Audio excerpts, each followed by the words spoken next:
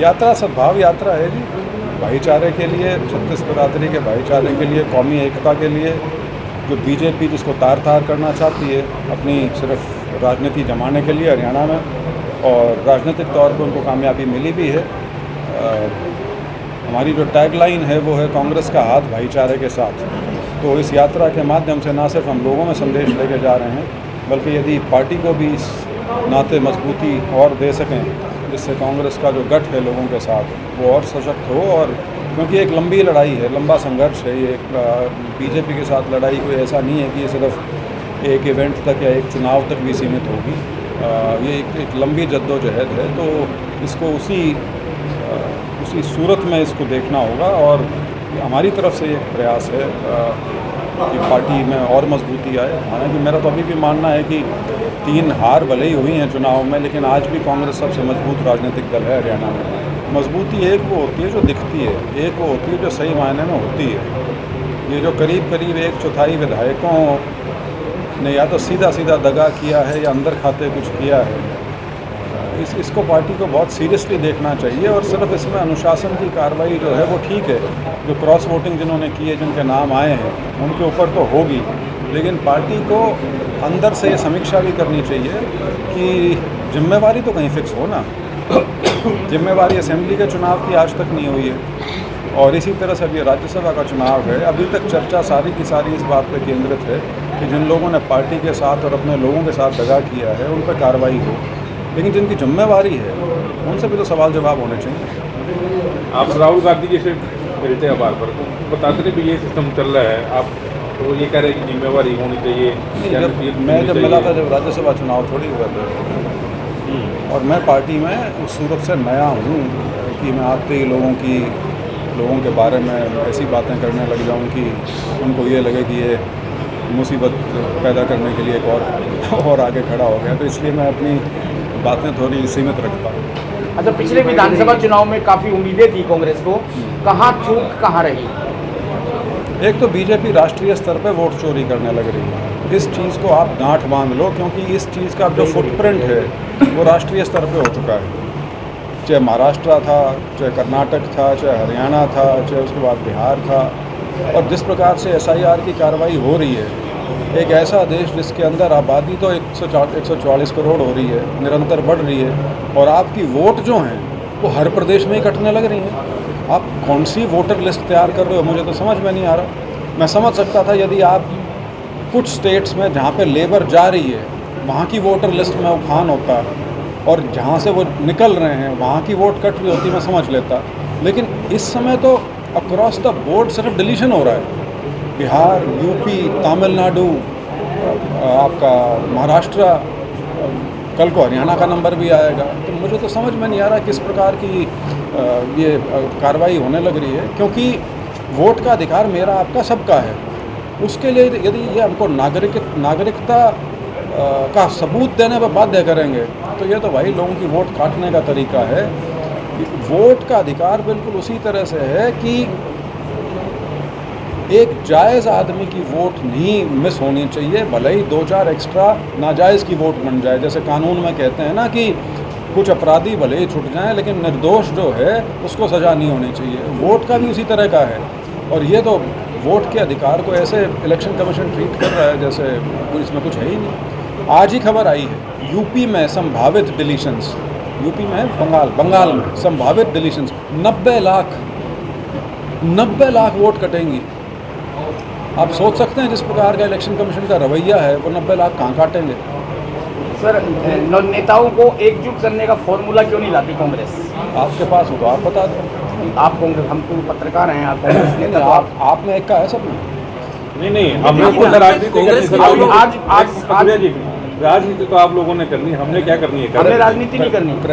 Press वालों की भी, हर ऑर्गेनाइजेशन की अपनी राजनीति भी होती है, उसमें सारे आप एक मत होते हो। दूसरी बड़ी बात आप ये कह रहे हैं कि भाईचारे की यात्रा निकाल रहे हैं। जाहिर तौर पर हम ये दिखाएंगे तो नीचे बीजेपी वालों का कमेंट है कि आपका भाईचारा का है, ना तो आपका जिला अध्यक्ष है, ना कोई ग्रामीण का अध्यक्ष है, ना कांग्रेस के दूसरे लोग हैं। लोग करेंगे इस चीज को, तो क्लेम करेंगे। बिल्कुल राव नरवीर मुख्यमंत्री है, राव इंद्रजीत मुख्यमंत्री हैं, अनिल विज मुख्यमंत्री है, एक मुख्यमंत्री रामविलास जी को आपने रिटायर करके बिठा दिया है, उसके अलावा आरती राव वो भी मुख्यमंत्री की रेस में है, उनका भी जिक्र कर लिया करो यार।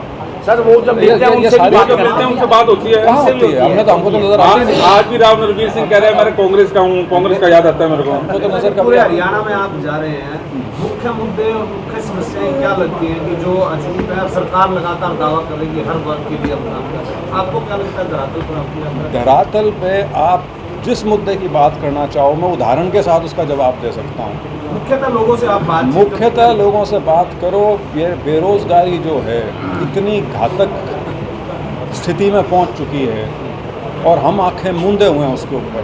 और हमारी प्रदेश की सरकार ने तो एक बढ़िया फॉर्मूला निकाला है कि अपने बच्चों को ही दोष दो कि तुम इस लायक नहीं हो कि तुम्हें हरियाणा सरकार की नौकरियां मिल सकें। ये मैं नहीं कह रहा, HPSC का चेयरमैन कह रहा है, और उसकी एक बार भी बात को चीफ मिनिस्टर ने काटा नहीं है। इसी प्रदेश के बच्चे इसी साल 1 महीने पहले UPSC के रिज़ल्ट में 42 बच्चे सेलेक्ट होते हैं देश के सबसे मुश्किल इम्तिहान में, लेकिन PGT के 1700 पदों के विरुद्ध HPSC को हरियाणा में सिर्फ 39 बच्चे इस लायक मिले कि उन पदों पे उनको लगाया जा सके। तो आप खुद सोच लीजिए कि रोज़गार ना तो सरकार में देना, प्राइवेट सेक्टर का जो हाल है वो सबके सामने है। ये जो विदेश जाने की जो होड़ लगी हुई है और सारा इसमें करीब करीब सारा गैर कानूनी है, तो ये क्या दिखाता है? एक ऐसी हताशा है कि आपको सरकार से कोई उम्मीद नहीं है। लोग अपने संसाधन जितने हैं उनके पास उनको बेच के गैर कानूनी तरीके से विदेश जाने लग रहे हैं। और ये समस्या आपके शहर में है, आपके गांव में है, आप कहीं चले जाइए, हर जगह। पहले ये बाहर जाने का सिलसिला आपको सिर्फ पंजाब के साथ जो सटे हुए इलाके थे उनमें नज़र आता था, आज कितने पूरे हरियाणा में फैल चुका है। जी 5 राज्यों के चुनाव हो रहे हैं और आज किसी ने बताया, किसी ऑथेंटिक सोर्स ने, कि बंगाल की वोटर लिस्ट अभी तक फाइनल नहीं है, जबकि चुनाव में कुछ दिन रह गए हैं। और 5 राज्यों के चुनाव को लेकर क्या एज्यूम कर रहे हैं? 5 राज्यों के चुनाव के बारे में मैं तो उस तरह से क्या बोले, क्योंकि हम उस चुनाव में डायरेक्टली पार्टिसिपेट तो नहीं कर रहे, लेकिन इतना ज़रूर है कि गैर BJP दल जिनको कहते हैं, मैं अगर उसको इंडिया की संज्ञा दूंगा तो हो सकता है आप में से किसी को आपत्ति होगी, ये इसका हिस्सा नहीं रहा, ये इसका हिस्सा नहीं रहा। लेकिन एक असम को छोड़ के मेरे ख्याल से इंडिया अलायंस तो कहीं रेस में ही नहीं है। चाहे वो आप तमिलनाडु की बात कर लीजिए, चाहे आप केरल की बात कर लीजिए, चाहे आप पश्चिम बंगाल की बात कर लीजिए, असम में सीधा सीधा BJP और कांग्रेस का मुकाबला है। तो बाकी जो नतीजे आएंगे वो देखते हैं। प्रदेश के जो कृषि मंत्री हैं उन्होंने तो गजब का ही लॉजिक दे दिया भाई कि बारिश होने से वेट बढ़ जाता है। तो वो पता है क्या बता रहे हैं? करप्शन का तरीका जो मंडियों में चलता है कि गेहूं पे पानी मार के लाओ, गीला करके लाओ ताकि वेट बढ़ा मिले। यार ऐसे कृषि मंत्री हैं, वो हमारा शिक्षा मंत्री है, वो अपने आप ही पता नहीं क्या क्या बोलते रहते हैं। तो अब इसके ऊपर मैं क्या कमेंट करूं? जब कृषि मंत्री कह रहा है उसके साथ में तो बारिश बहुत अच्छी हो रही है। आज के टाइम में जिस तरीके से ट्रैक्टरों के नंबर और तमाम जो चीज़ें, ट्रैक्टरों के नंबर, बायोमेट्रिक, 3 लोगों से तस्दीक कराना, ये सिर्फ ये दिखाता है कि आपको अपने नागरिक पे, अपने किसान के ऊपर रत्ती भर भरोसा नहीं है। एक उदाहरण देता हूँ मैं आपको। मैं 2017-18 में 1 साल के लिए इंग्लैंड गया था पढ़ने के लिए। मेरे बच्चे साथ गए थे। मेरे दोनों बच्चों का जिस स्कूल में एडमिशन हुआ, जब मेरी धर्मपत्नी कागज़ लेके वो स्कूल लिविंग सर्टिफिकेट ये वो जो इंडिया से लेके गए थे, जब उनको दिए, उन्होंने बस एक नज़र मारी, एडमिशन दिया और वो कागज़ वापस दे दिए। तो उसने कहा कागज़ रखोगे नहीं? कहते रखने किस लिए, देख तो लिए। कहते हमारे वहाँ तो सालों साल रखे रहते हैं। कहते जी आप आ गए, आपके कागज़ देख लिए, हमें आप पे भरोसा है, बात ख़त्म।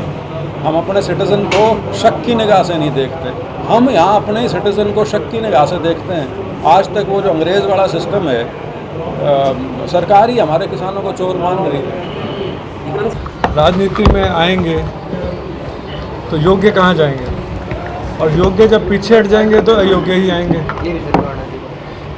तो बहुत साल बाद मेरे को ऐसा लगा कि एक योग्य व्यक्ति हमें मार्गदर्शन देने के लिए आया है, तो इसीलिए मैंने इनको ज्वाइन करा।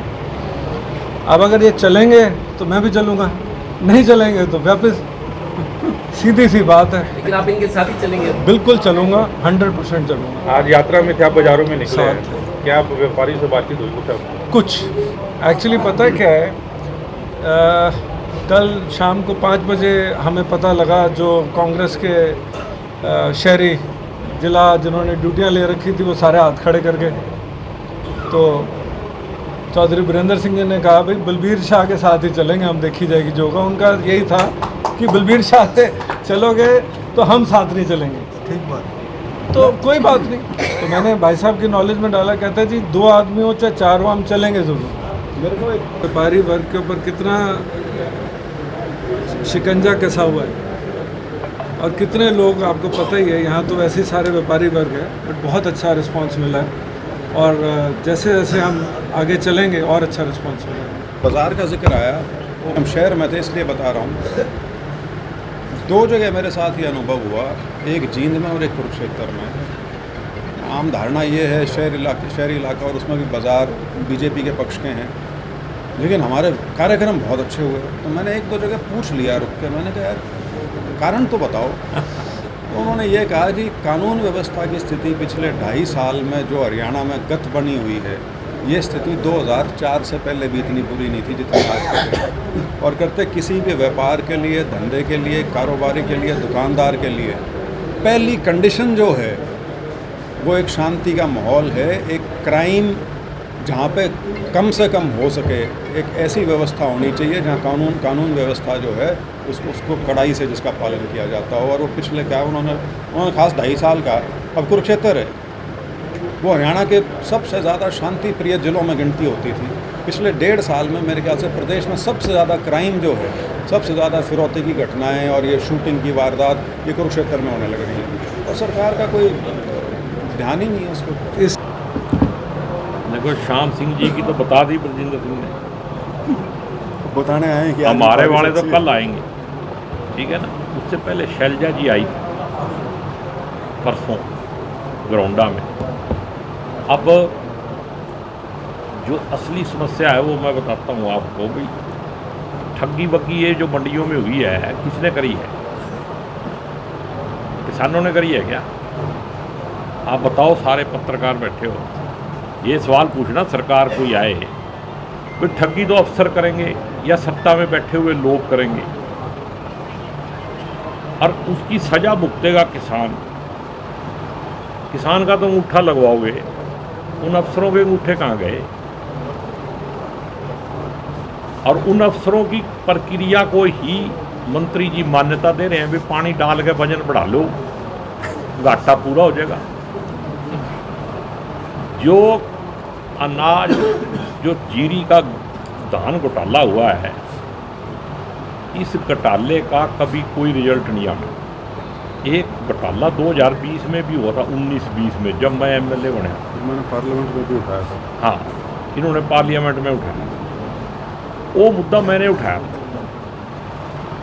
बड़े बड़े आदमी, मैं नाम नहीं लेता किसी का, वो मेरे को कहने लगे बोले तेरी मारे से क्या दुश्मनी है। माँ बजे तुम कागजों में नकली जीरी चढ़ा दोगे तो किसान की जीरी 400 रुपये सस्ती बिकेगी। मैं तो किसान की बात कर रहा हूँ भी उन्होंने जिन्होंने 6 महीने मेहनत करी है, सांपों के सिर पे पैर रख के दिन रात खड़े रहते हैं खेत में, उनका तो टेस्ट आज भी लोगे तुम ट्रैक्टर पे ले आके। अगर मैं जोटे बुग्गी पे ले जाऊँ तो फिर जोटे के सिर में लगाऊँ प्लेट, जोटे का भी रजिस्ट्रेशन होना चाहिए। फिर तो सरकार जो है पागल हो चुकी है, अपना बदले की भावना से किसान को तंग कर रही है। और मैं तो उस हर आदमी से जो किसान का पैदा किया हुआ अनाज खाता है, उनसे कहता हूँ भी अगर उस अन्न की तुम थोड़ी बहुत भी इज्जत करते हो ना, तो इस सरकार से ये पूछ लो भी उन ठगी वालों को पकड़ो। ये तो अपने खेत से काट के ट्राली में लाद के गेट पे बेचने के लिए ले आ रहा है, इसने कहीं पानी नहीं मिलाया उसमें, इसने कहीं कोई ठगी नहीं करी। अच्छा, लेकिन जनता किसके खिलाफ है? अंधभक्ति के चक्कर में वो कहते हैं भी ये जो किसान है ना बड़ी माड़ी कौम है। अच्छा, मेरा एक सवाल आपसे, आप चूंकि मजबूत आदमी अपने बयानों से भी और शरीर से भी, भूपेंद्र हुड्डा के खिलाफ 2 केस अभी आरोप मुक्त हो गए। एजीएल केस में, उससे पहले मानेसर लैंडिंग, 2 केस में भूपेंद्र हुड्डा को बहुत बड़ी राहत मिली। आपको लगता है आप पार्टी पे ध्यान दे पाएंगे? देखो, पार्टी की बात नहीं, जो नकली बात है, अभी हम सद्भाव यात्रा में हैं। इस तरह की किसी बात का जवाब देने का टाइम ही नहीं है। सद्भाव बना रहे हैं, सद्भाव कांग्रेस के अंदर भी बनाएंगे, सद्भाव समाज के अंदर भी बनाएंगे और समाज को मजबूत करके, कांग्रेस को मजबूत करके देश को बचाएंगे। जय हिंद।